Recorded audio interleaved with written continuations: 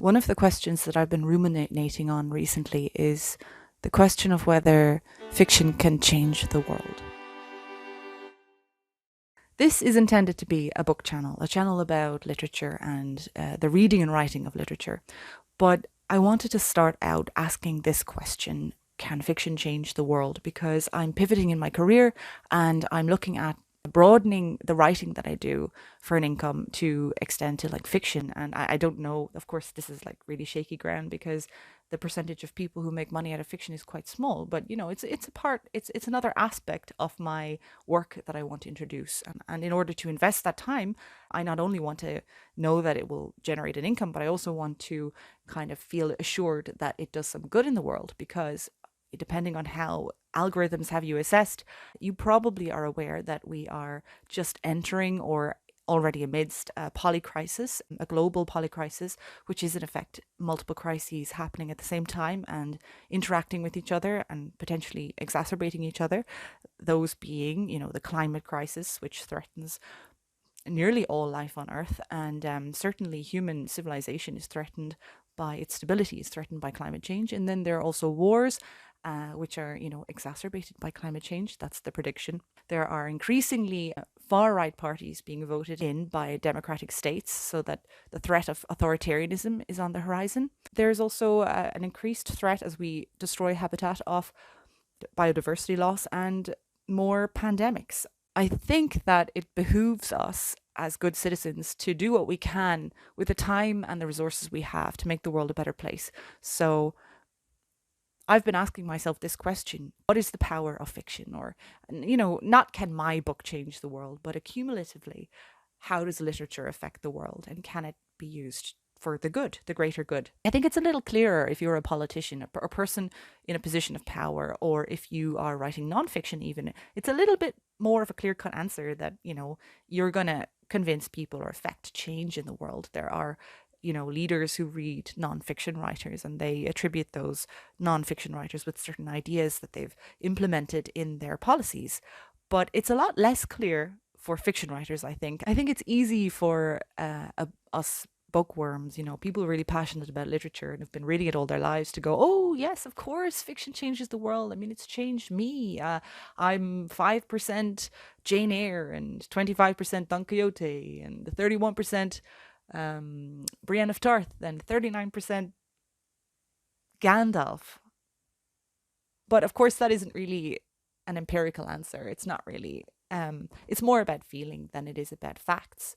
So I decided to make this video as part of my research into the real effect, the measurable effects of fiction on the world.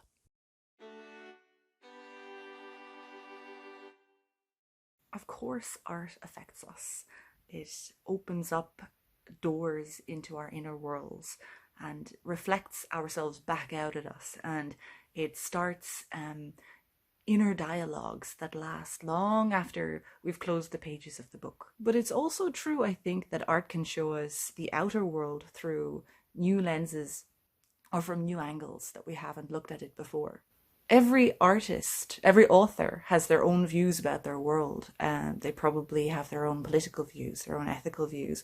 And I think that these work their way into their art, whether or not that's intended. It's just because it's part of who they are. The art is a kind of manifestation of the inner world of the artist. There are innumerous authors that quite blatantly set out to change the minds of their readers. Anne Lamott, author of the famous writing craft book Bird by Bird, writes, "Books help us understand who we are and how we are to behave. They show us what community and friendship mean. They show us how to live and die."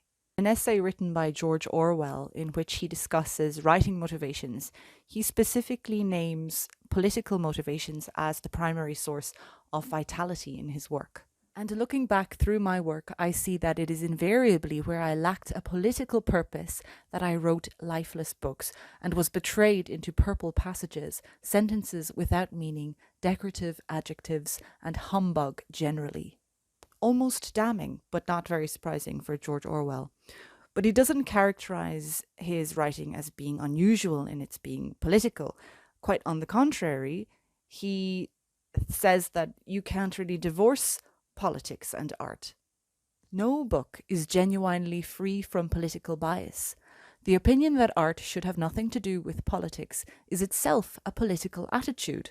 Such statements are in direct contradiction with the advice that authors ought not to let their personal politics or personal morality get in the way or interfere with their art. And indeed, I can't think of one example in the literary canon in which the book was not in some way moral or had expressed some kind of political bias. Anybody watching this can think of one of the great literary works in the English canon, because unfortunately that's like, apart from translations, that's all I'm able to access, that didn't have quite a stark moral message or political message in it, recognizable, let's say. Please put it in the comments below, because I would love to know what those books are. You know, that sense of awe we have at great acts of altruism or self-sacrifice, or the repulsion we feel at egregious acts by characters in books. All of that ethos and pathos, I think, is a huge part of what makes the great literary works so compelling to us. But I think when it comes to that piece of writing advice, it really is a matter of skill, how those ideas are represented in the art. It's quite true that people don't like to be preached to. And perhaps one of the advantages to presenting ethical ideas in art is that, and in literature in particular, is that you can do so in a kind of a subtle way where the reader doesn't feel like they're being preached to, even though, you know, they're being confronted with new ways of looking at the world. But I think it's a fair assumption to make, and to say that if art is going to change the world for the better, it's probably not going to do so through the author being amoral or taking an amoral approach to their art. Fiction is capable of transporting us to places and situations that we'd never ordinarily find ourselves in, and we're able to live vicariously through characters who are very unlike us and to encounter situations that we would never ordinarily encounter in our lives. And although we're able to see through the eyes of people that are very different from ourselves, we still share in their humanity or sometimes their animality. Characters, they make decisions that are perhaps different from our own, and we're almost forced to juxtapose our own lives against these fictional lives. The natural corollary of that is that we kind of judge our own lives and think about whether we're living the sort of life that we want to, whether we're proud of who we are, and so on. Fiction feels like, or at least I think this is a good metaphor, a simulator to run alternative lives or alternative modes of being for the reader. A question arises: does the knowledge that we gain from being in the simulation affect us in a way that changes our behavior in the real world? Thankfully, a growing body of research supports the simulator analogy and the notion that it changes us in measurable ways. Reading fiction increases the global blood flow to the brain, firing up language processing centers and the motor cortex, which is associated with movement, and also our sensory regions, such as the olfactory bulb. As we read the lines of a sensual scene, we go beyond the voyeur. We see the lovers up close in the dim light of a bedside lamp. We hear the excitement in the breaths. We smell cedarwood and geranium amongst a bewilderment of sense, and feel the glide of skin over skin. Perhaps most importantly, we share in the emotions of the moment. What fiction is doing here is evoking our empathy for the character, the fictional person, and in that moment of immersion, it doesn't matter to our brains that the person is fictional. In one study, participants were found to be more likely to pick up a pen that a researcher accidentally dropped, or to ask for more information about a charity if they had read a piece of fiction and felt transported by the fiction. And this contrasted with those who had read nonfiction or hadn't felt transported by a piece of fiction that they'd been given. And while we can't confirm yet how long-lasting are these effects, we do know that a lifetime spent reading fiction regularly correlates with higher levels of cognitive empathy and more accurate theory of mind, which is in effect your ability to read the room. In other words, reading fiction appears to increase your social expertise, and this effect is more pronounced when the fiction is more immersive and more emotive. And apparently, if you're a regular reader of romantic literature or literary fiction, you're possibly more empathic than your sci fi reading counterpart. But I don't think that they were including space operas when they made that analysis. The empathy enhancing quality of fiction also appears to improve attitudes towards stigmatized groups. And quite bizarrely, a 2014 study of high school and elementary school students in the UK and Italy found that they were more empathic towards immigrants, refugees, and gay and lesbian people after having read Harry Potter. The researchers didn't know for sure, but they attributed this effect to the presence and treatment of muggles in the series. Another research team gave participants Saffron Dreams to read, which is a book about a Muslim woman living in New York who's subjected to racist attacks. They found that upon reading the book, the participants were less likely to harbour negative biases towards people of different ethnic groups other than their own in general. So this all seems like good news so far, because we know that fiction increases our empathy as long as it's immersive, and we know that this can at least temporarily predispose us to being more helpful to others. And if we make fiction a regular part of our lives, it does have long-lasting effects on our empathy. But of course, sadly, this isn't the whole picture, and I think it'll come as no surprise that human beings in general aren't the most amenable to new ideas. It's probably hardly more apparent anywhere in the world than in comments online and, YouTube and other dens of iniquity, that we come up against ideas that contrast with our own, and we tend to close down. We interpret narratives in ways that agree with our own pre-existing views. Research also shows that we identify with different characters in the same book depending on how conservative or liberal our views are. If we even get so far as picking up a book that challenges our own views, we're even more likely to put that book down as soon as we recognize that our views are being challenged. We're very precious about these things. If we do encounter them and we don't close the book, then we are kind of ready to defend our views, pistols cocked. And of course, I'm not saying that everybody is like this. Some people are very open-minded, but we human beings in general tend to defend pre-existing views. Research by Schneider-Meyerson found that reading fiction has an amplifying effect. And in studies where participants were given cli-fi to read, climate fiction, they found that people who were already concerned became more so. People who were aware but unconcerned became moderately concerned. And this effect faded over time. So it didn't necessarily bleed out into their everyday decisions. Those who were in the first place unamenable to the idea of climate change and the seriousness of it, the fiction had no effect on them whatsoever. They already had their intellectual defenses up. So it seems like there's a possibility that fiction is more of an amplifier than a modifier, and its power might be quite diluted when it comes to people who aren't already somewhat convinced of the argument. What I think is even more concerning is the elephant in the room at this point. If fiction does have the power to affect us and change our behaviour for the better, might it not also have the power to change our behaviour for the worse?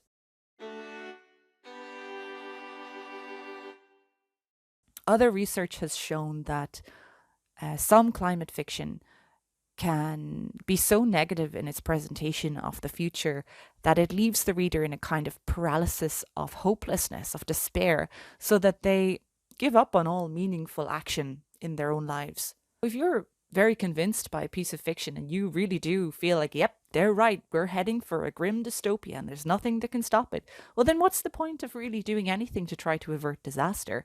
There are also incidences in history of fiction having very negative effects on certain possibly susceptible individuals, such as the case of Lake and Ing and their Operation Miranda. the details of which I don't want to share in this video. But they both claimed to have been inspired by John Fowles' book, The Collector. Mark David Chapman, the man who assassinated John Lennon, claimed to have been inspired to undertake the assassination because he read The Catcher in the Rye. You have to be careful here. You can't blame the authors of these books because obviously the vast majority of people who read the books weren't inspired to do anything criminal. These are outliers who possibly were predisposed to committing heinous acts in the first place. And why should we necessarily take their word when they attribute these acts to innocent authors and their works? I'm in no way an advocate of censorship, and I think a much bigger threat, in fact, is censorship of books like the kind that the fear-based kind we're seeing in the USA now. But at the same time, I think it's important in a discussion about whether or not fiction can change us to acknowledge that if it can, the effects aren't necessarily always going to be positive. It's not like fiction is that its effects are without deviation always going to be better for society. So while I don't think that fiction can necessarily make murderers out of us, I do think that there is a possibility that a book could be the catalyst for somebody who has that predisposition to actually act on their impulses. So books can change the individual, but can they change the collective? Can they change the world?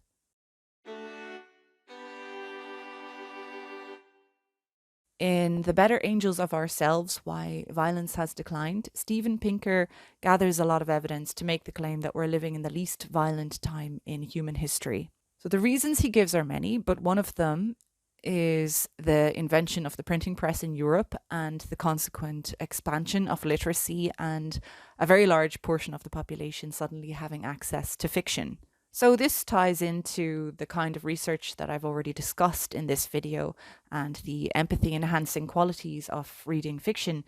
But the question of whether the expansion of literacy really did lead to a decrease in violence in society is probably a question that will remain in the realm of theory for some time. The thing that's discussed in the literature is the persuasive power of fiction to have us consider an argument implicitly by adopting or through adopting the perspective of a character.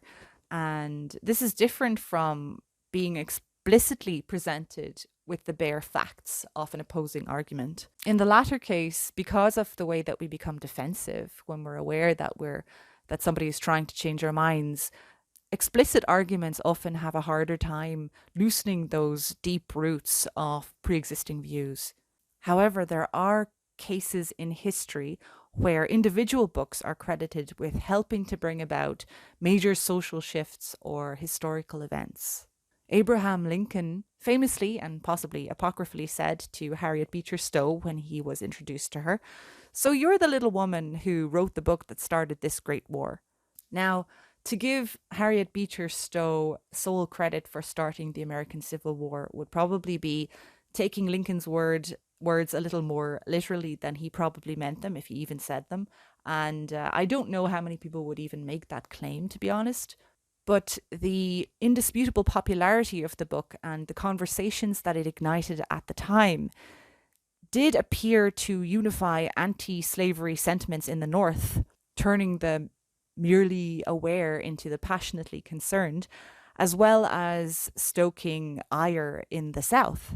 There are a few cases like this. Historians widely agree that the public's reception of Anna Sewell's Black Beauty and the depictions of animal cruelty in it, and that the disgust that arose from that led to unprecedented animal welfare legislation.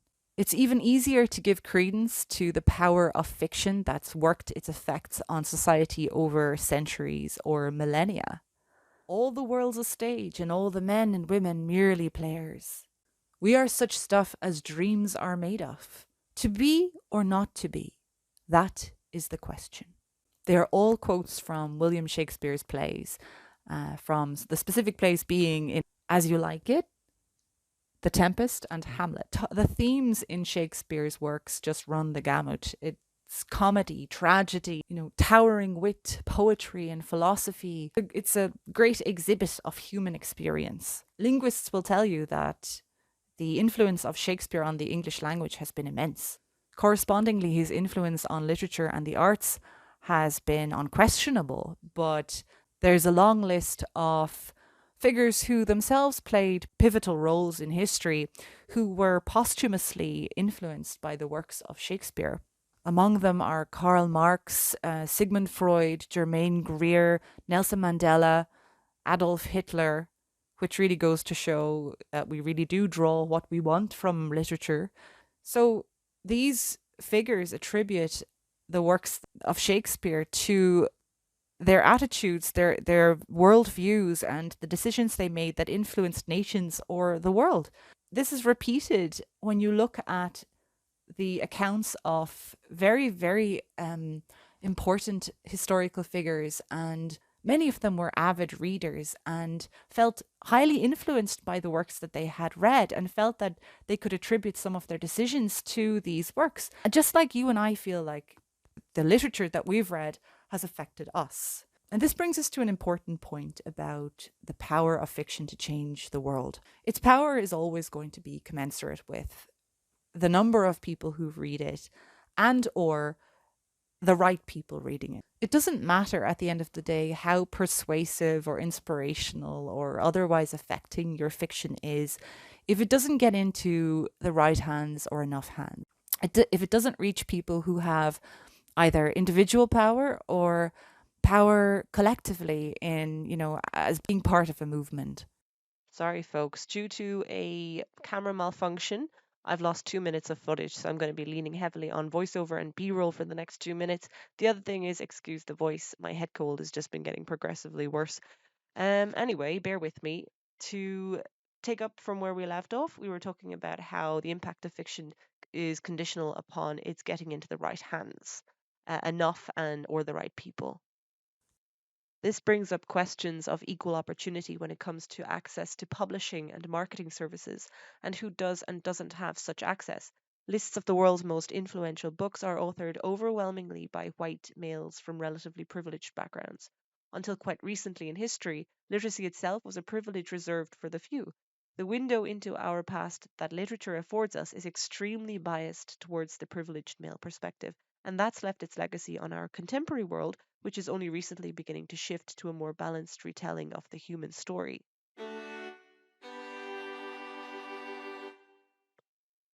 We've seen that fiction alters the brain, running simulations that mirror the experiences of characters and stories. Fiction exercises and strengthens our empathic muscle and leads to observable changes, more giving and helpful behaviors in the short term. If we make fiction a regular part of our lives, it increases our empathy and can help to open our hearts and decrease our negative bias towards stigmatized groups.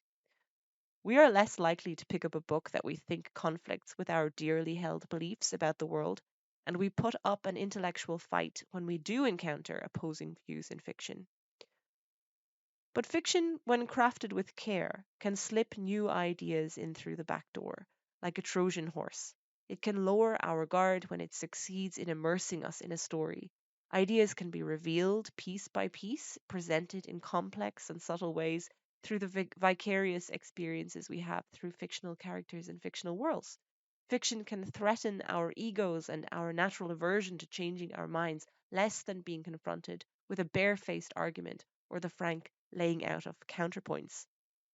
The philosopher Martha Nussbaum defends the role of the moral humanities in training democratic citizens by drawing heavily on the capacity of fiction to hone our empathy and moral imagination. I feel confident that fiction can change and has changed us, but there are provisos.